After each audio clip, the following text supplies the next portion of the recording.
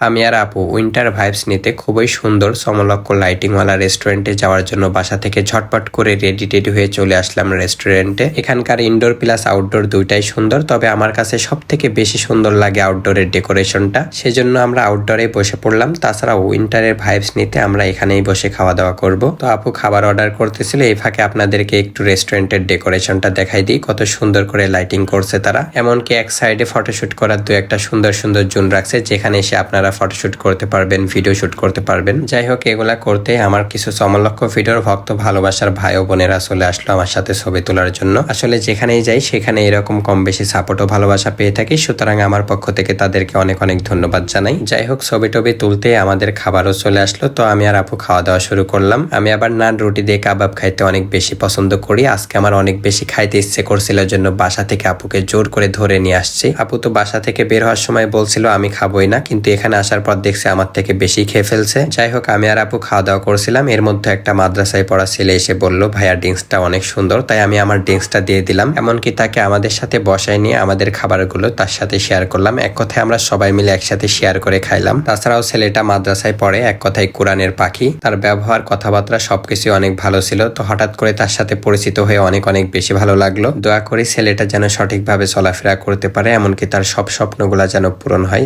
আমিন।